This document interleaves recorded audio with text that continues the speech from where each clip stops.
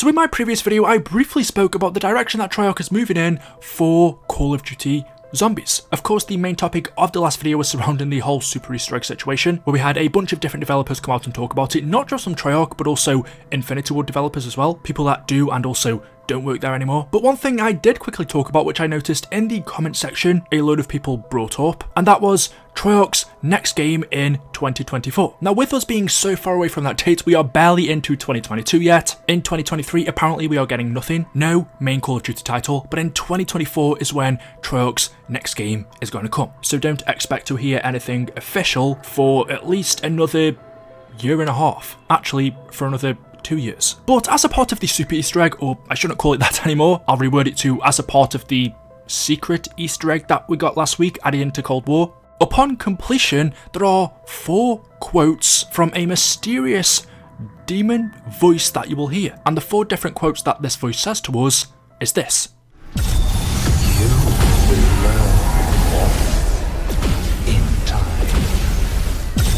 Our ways are of the old world.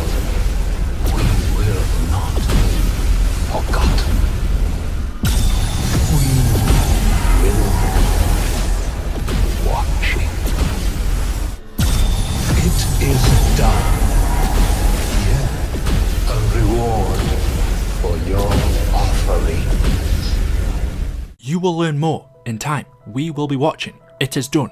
Here, a reward for your offerings. Our ways are of the old world. We will not be forgotten. Now, if you've been staying up to date with the storyline in Cold War and Vanguard, you will know that this is weird because at the end of Cold War, as far as we were aware, there was only one character, one figure left remaining who could have said something like this, and that was the Forsaken. But of course, upon completing the final Easter egg in Cold War, we defeat the Forsaken and he is contained. He doesn't die, but he gets trapped inside of this machine. As to what happens to him after, we don't know. There is speculation that he was dropped into the ocean, but no one really knows. We could have said, well, maybe this voice talking to us in Cold War is one of the old ones, as we see in Vanguard Zombies. We have elder gods such as Invictus, there is Cortifex, and the others. I forgot their names just because I'm so disinterested in that story. But what we do know is because Vanguard Zombies takes place before Cold War, we already know the outcome of this story. The Forsaken ends up consuming all of the old ones, which means eventually people like Cortifex,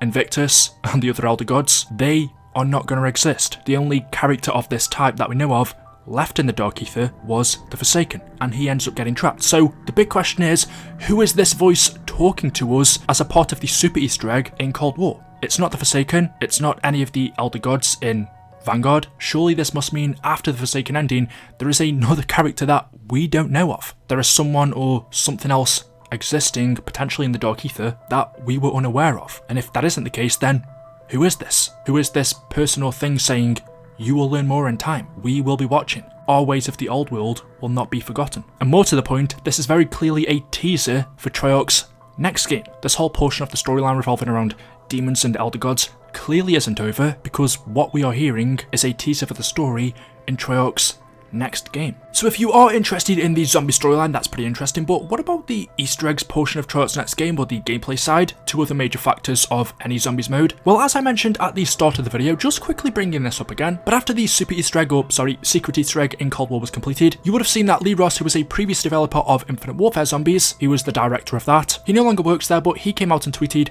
like I said before, IW Zombies is the best Super Easter egg the franchise has ever seen. It took tons of hard work and was risky, but we were committed. When you have highly passionate and talented people working together, very special things happen. And Kevin Drew replied to this, who is the current director of Treyarch Zombies. He has only just taken that role, so I assume his first job as new director of Treyarch Zombies was this super secret Easter egg. And in response to what Lee said, Kevin replied, "You and your team set a very high bar, Lee, hoping to raise it in the next game, regards to Easter eggs." Straight away, this excites me because one of my major complaints about Vanguard or Cold War Zombies was the lack of Easter eggs, especially compared to the ones we had in BO4 or BO3 or even BO2. I just don't think there were as many, and the ones that we did have, the majority weren't as good or as exciting compared to what we usually get. But Kevin's saying here that he hopes to raise the game in their next game, regards to Easter eggs, is exciting for me because that means it should be something they're focusing on more. Easter eggs has always been a massive part of zombies, so if they can raise their game in regards to that in 2024, then that can only be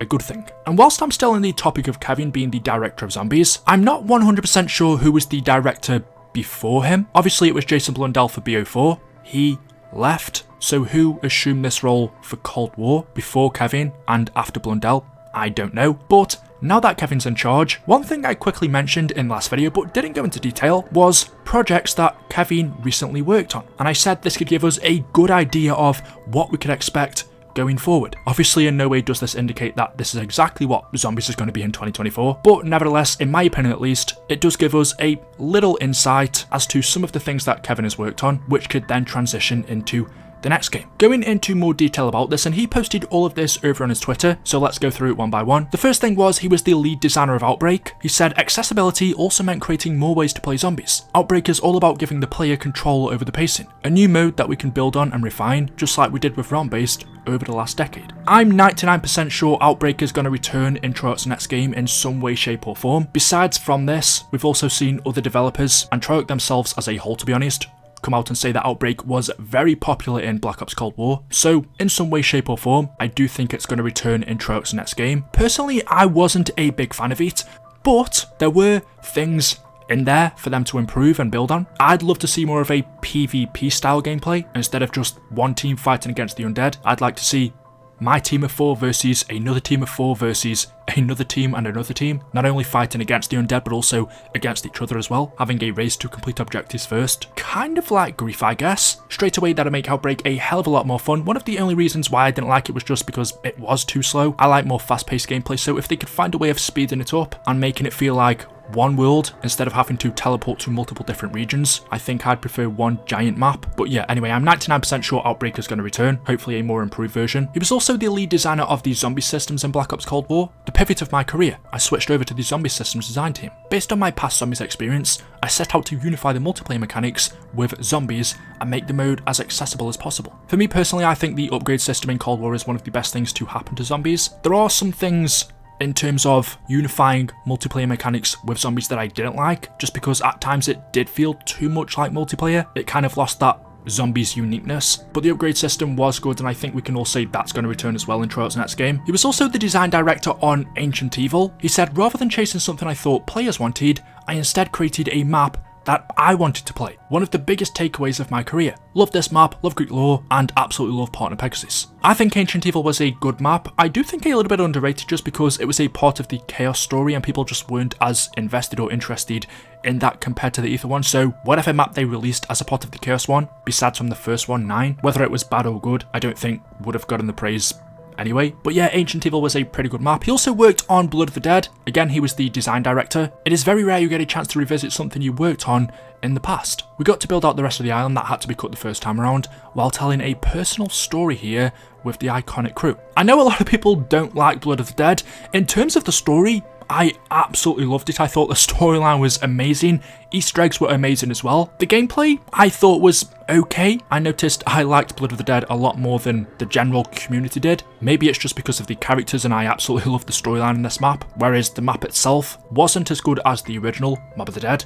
But I also didn't think it was bad either. And then he was the designer and scripter on Origins. I got to implement the quest steps designed by Mecha Hyena, which was a cool coincidence having also worked on Vakuta. I created some side features like digging and associated Easter eggs. Obviously, Origins is a top tier map. Kevin implemented the Easter egg steps and also worked on some side Easter eggs and the digging feature in this map. And then the final two, the first one being Mob of the Dead, who was the point designer and scripter. My first time working on zombies and leading a team of designers. We knew it was going to be special after taking a real tour of Alcatraz, which inspired the Easter eggs. I worked directly on the Afterlife mechanic. I mean, yeah, I don't need to say anything else. Mob of the Dead is an amazing map. And then the final zombies map he worked on was Zetsuben Oshima. He was the design director. This map means a lot to me. It was my first shot directing a zombies map. I really wanted to embrace the horror aspect and create a dark and tense atmosphere. I learned so much about what people do and don't enjoy in zombies. And that last part, I think I would agree on as well. Zetsuben Oshima was a real mixture. A lot of people didn't like it, some people did. But looking at this, Mob of the Dead,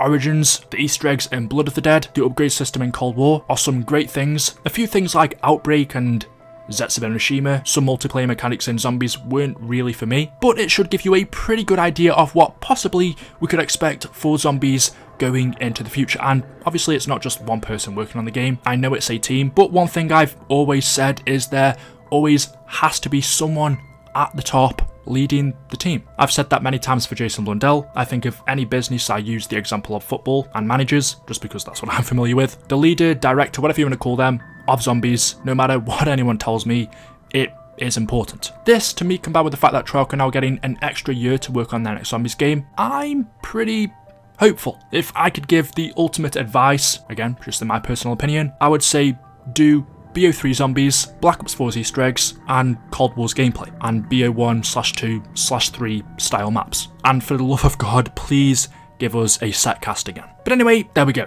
That is all I have for you for today's video. As always, hopefully you have enjoyed. If you have, drop a like rating. Make sure you are subscribed to stay up to date with the latest videos on the channel. And as always, I will see you in the next one. Until then, goodbye.